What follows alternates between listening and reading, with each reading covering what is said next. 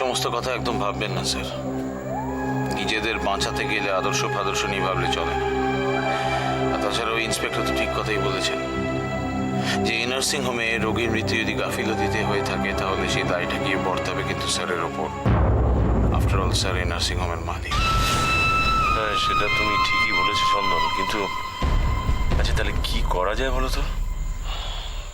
অন্তর্ঘাত। অন্তর্ঘাত? হ্যাঁ স্যার, আমরা যদি প্রমাণ করতে পারি এটা অন্তর্ঘাত তাহলে আমরা বেঁচে যাব। হ্যাঁ, কিন্তু কিভাবে প্রমাণ করবে? Quite simple sir. হাতের কাছে যারা রয়েছে তাদেরই ব্যবহার করতে হবে। যদি একবার এটা প্রমাণ করা যায় যে নার্সিং হোমেরই কোনো এমপ্লয়ি নিজস্ব স্বার্থ সিদ্ধি করার জন্যই অন্তর্ঘাতটি ঘটিয়েছে তাহলেই আমরা বেঁচে যাবো স্যার। হ্যাঁ, কিন্তু সেই লোকটা কে? মানে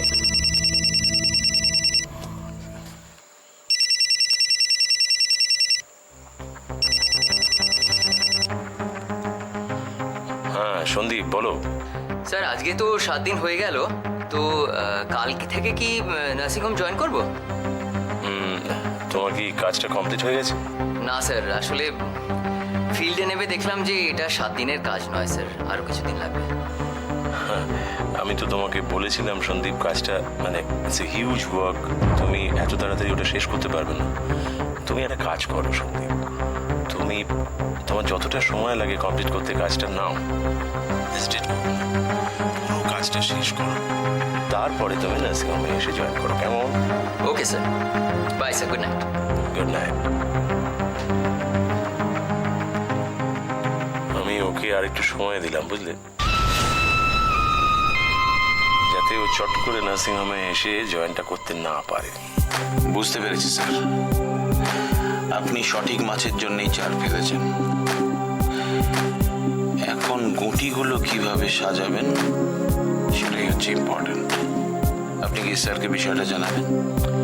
ভাবছি, আমি সেটাই ভাবছি চন্দন, বাবাকে জানানোটা উচিত হবে কি হবে না।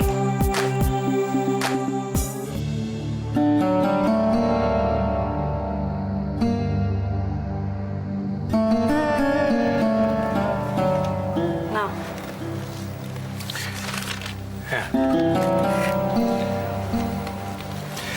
মীরা, একটু বসো না।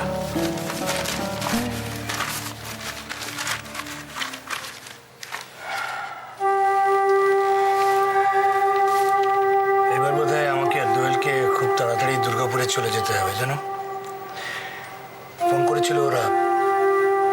না, এমনি সব অ্যারেঞ্জমেন্ট তো ঠিক করাই আছে, কিন্তু আমরা না গেলে কাজটা আরম্ভ করা যাচ্ছে না। দেখো মীরা, আমি অনেক ভেবেচিন্তেই এই সিদ্ধান্ত নিয়েছি। দোয়েল এখান থেকে চলে গেলে দোয়েল, রুদ্র, চন্দ্রা সবাই ভালো থাকবে। দেখো, এদের জীবনের এই যে রোজকার টানা পড়েন, এগুলো তো শেষ হবে। অশান্তি শেষ করতে তুমি স্বামী স্ত্রীকে দূরে সরিয়ে দিচ্ছ। রুদ্র দোয়েলের সম্পর্কটা যদি স্বামী স্ত্রীর হতো তাহলে কি আর এত সমস্যা হতো মীরা? তাহলে কি আমাকে দোয়েলকে নিয়ে দুর্গাপুরে চলে যাওয়ার কথা ভাবতে হতো? না মীরা, আমি অনেক চেষ্টা করেছি, কিন্তু বৃথাই চেষ্টা করেছি। রুদ্র আর দোয়েলের সম্পর্ক কখনোই জোড়া লাগবার নয়। তার থেকে এটাই ভালো হবে মীরা, ও আমার সঙ্গে দুর্গাপুরে থাকবে, কাজের চাপে থাকবে, নিজের মনটাকে ঠিক করে নেবার একটা সময় পাবে, সুযোগ পাবে। আর তারপর আমি রুদ্র আর দোয়েলের ডিভোর্স করিয়ে দেবো মীরা। কি কি বললে? ডিভোর্স? রুদ্রর সঙ্গে দোয়েলের ডিভোর্স? হ্যাঁ মীরা, এখন ওরা যেভাবে দিন কাটাচ্ছে এর থেকে ডিভোর্স অনেক ভালো। ওদের মধ্যে সত্যি কি কোনো সম্পর্ক আছে তুমি বলো? তাহলে কেন শুধু শুধু মিছিমিছি ওদের বেঁধে রাখা? আমি তো জানি মীরা, শুধুমাত্র আমার খেয়াল জেদ আর ইচ্ছের জন্যে ওদের জীবনটা আমি নষ্ট করে দিয়েছি। এইবার আমার কৃতকর্মের প্রায়শ্চিত্ত আমাকে করতে দাও। কি করতে চাও? আমি প্রথমে ওদের ডিভোর্স করিয়ে দেব, তারপর আমি দোয়েলের আবার বিয়ে দেব। মীরা, আবার বিয়ে দেবে? কি বলছো কি তুমি? ঠিকই বলছি মীরা। মীরা, দোয়েলের জীবনটা আমার জন্য নষ্ট হয়ে গেছে, তাই আমার একটা দায়িত্ব নেই ওর জীবনটা আবার নতুন করে সাজিয়ে দেবার। বলো। আর দেখো, এই ডিভোর্সটা হয়ে গেলে রুদ্র মুক্তি পেয়ে যাবে। তারপর ও কি করবে সেটা ওর সিদ্ধান্ত। এই ব্যাপারে আমি কিচ্ছু বলতে যাব না। আমি জানি না এসব ঠিক হচ্ছে কিনা। এটাই ঠিক হচ্ছে মীরা। আমি এতদিনে একটা সঠিক সিদ্ধান্ত নিতে পেরেছি। তুমি দেখো, এতেই সকলের ভালো হবে, সবাই ভালো থাকবে। আমি জানি না এতে কার কতটা ভালো হবে, তবে কি জানো, এত বড় একটা সিদ্ধান্ত নেবার আগে দোয়েলের সঙ্গে আরেকবার কথা বলে নাও। দোয়েলের সঙ্গে? ঠিক আছে, তুমি যখন বলছো তখন আমি একবার কথা বলে দেখবো ও কি চায়। তবে আমার মনে হয় মীরা, ওদের এই যে সম্পর্ক, এই রকমের একটা সম্পর্ক জিয়ে রাখার থেকে একে মেরে ফেলাই ভালো।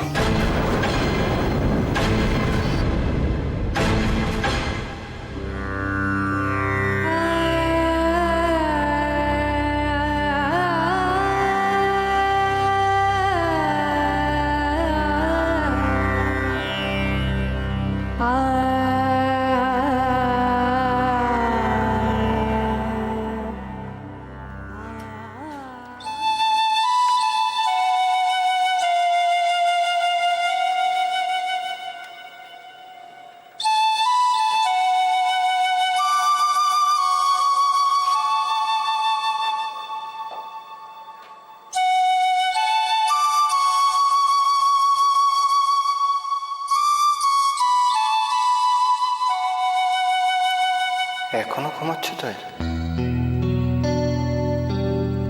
এত বেলা অব্দি তো কখনো ঘুমায় না। কি অসম্ভব ক্লান্ত লাগছে ওকে। চোখ মুখ কেমন বসে গেছে,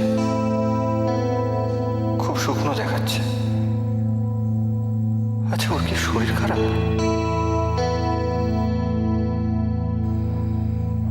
ও তো কখনো মুখ ফুটে শরীর খারাপের কথা বলবে না। কি অদ্ভুত রাগ আমার। অবশ্য রাগ অভিমান করবেই না কেন? ওকে সারা জীবনে কি সুখ দিতে পেরেছি আমি? সব সময় মানুষের একটা কষ্ট, একটা যন্ত্রণা। ওকে বোঝে না আমিও ওর জন্য কষ্ট পাই। ওর যন্ত্রণা দেখলে আমারও কষ্ট হয়, আমার বুকটা ফেটে যায়। তুমি কোনোদিনও বুঝতে পারবে না তো আমি তোমাকে কতটা ভালোবাসি, তোমাকে কতটা কাছে চাই।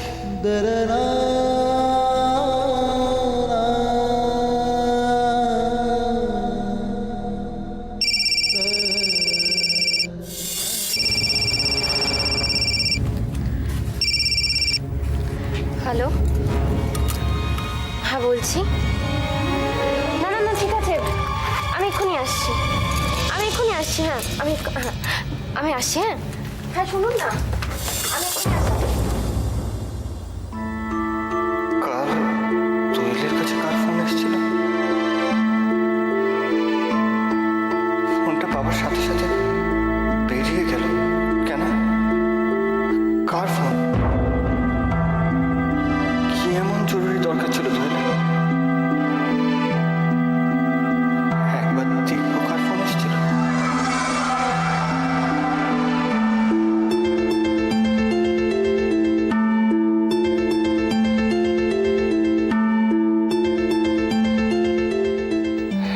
দেখি না কার ফোন এসেছিল, কি এমন ক্ষতি হবে?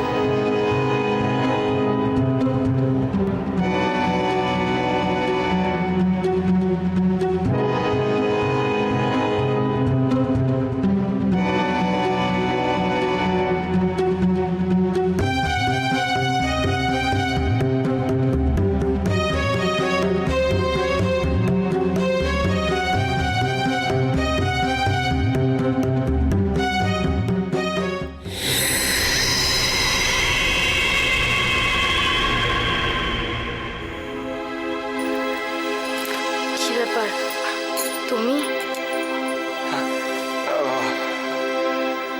এত বেলা অবধি ঘুমাচ্ছিল, তাই ভাবলাম দেখে আসি তোমার শরীর টরীর খারাপ হলো কিনা। না না না, একদম ঠিক আছে। অফিসে যাবে না? হ্যাঁ যাব, আমি রেডি হয়ে আসছি।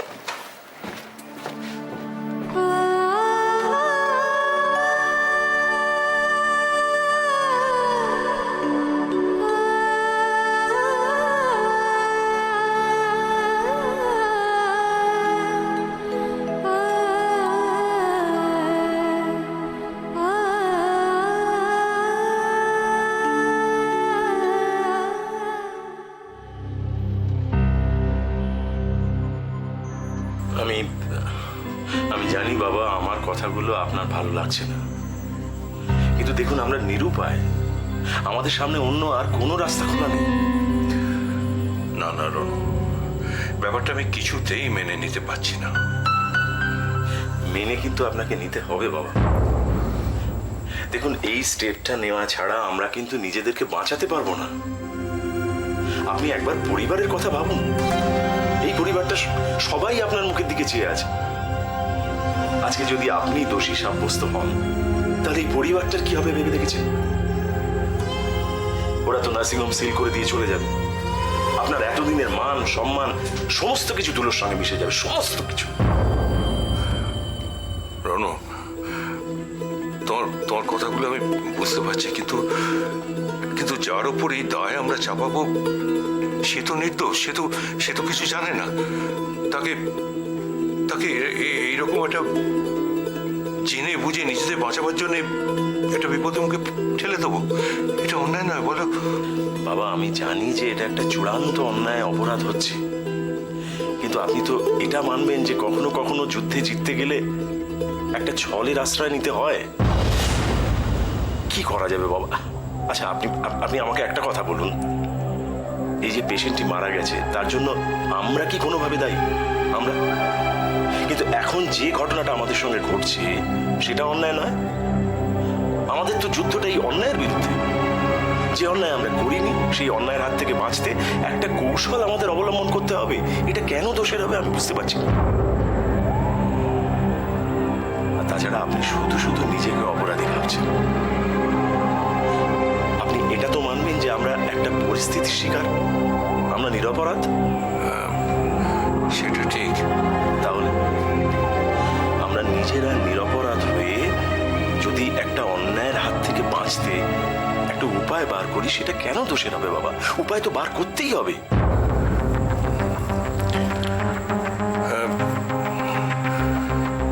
ঠিক আছে, তুমি যা বলছো রনু, হয়তো সেটা ঠিক, আমি হয়তো বেশি ভাবছি। ঠিক আছে, তুমি যা করবে সেটাই হবে, সেটাই শেষ কথা। আমার আর এই ব্যাপারে কিছু বলার নেই।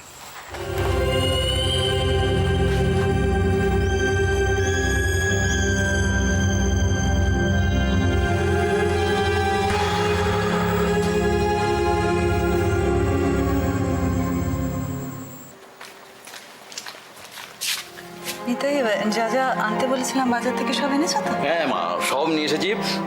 ওই মা, আজকে ভালো চিংড়ি মাছ পেয়েছি, নিয়ে এসেছি। আর এই যে লাউ, কচি লাউ, এটাও নিয়ে এসেছি। আজকে ভালো করে লাউ চিংড়ি তৈরি করব।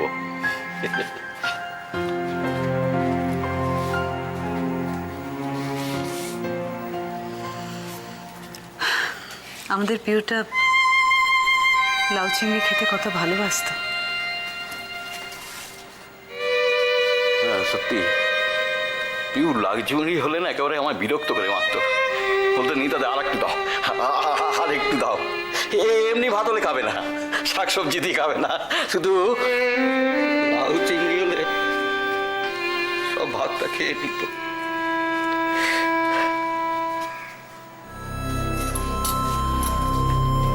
মা, হ্যাঁ বল। মা মিসেস পাকরাশি আমাকে ফোন করেছিলেন। ফোন করেছিলেন? কি বললেন? বললেন আজকে একবার ওনাদের এনজিওতে ঘুরে আসতে। বাহ, খুব ভালো। তুমি কি বললে? আমি তো কিছু বলিনি, আমি বললাম যে ওনাকে একটু পরে ফোন করে জানাবো। আপনি যাবেন তো? আমি তো আজকে যেতে পারবো না।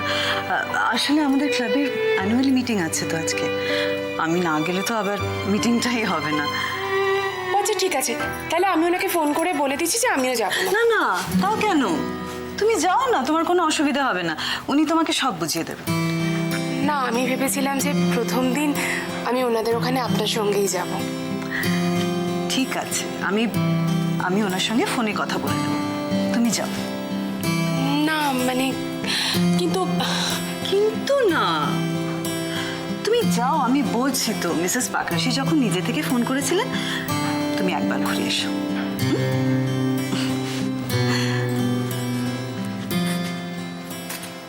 ও হ্যাঁ অপর্ণা, সৈকত কি করছে?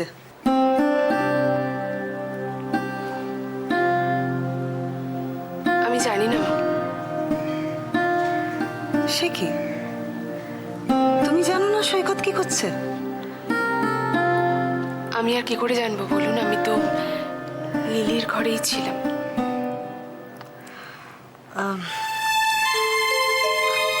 আচ্ছা ঠিক আছে, তুমি মিসেস পাকরাশিকে ফোন করে দাও যে তুমি ওনার ওখানে যাচ্ছ।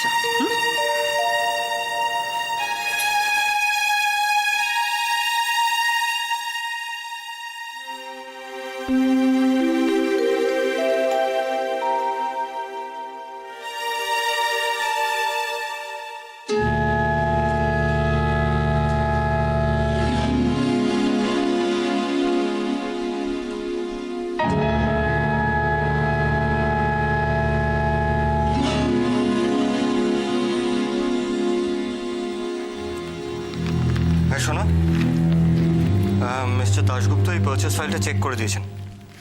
তুমি একটু দেখে নিও তো। এই না, কি হলো?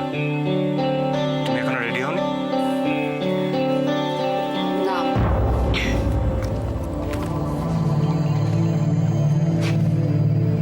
অফিস যাবে না? জানি না অফিস যাবো কি যাবো না। ও, শোনো,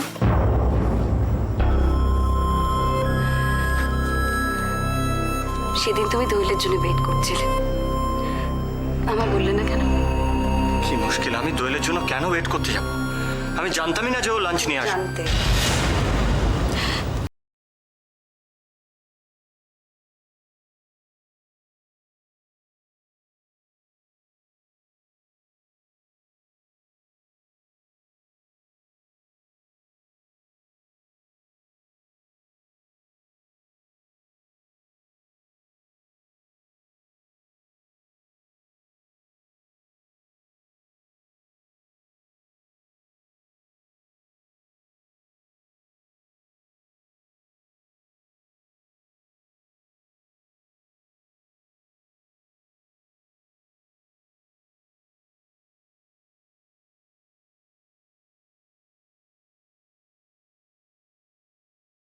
সে কিন্তু আমার স্ত্রী।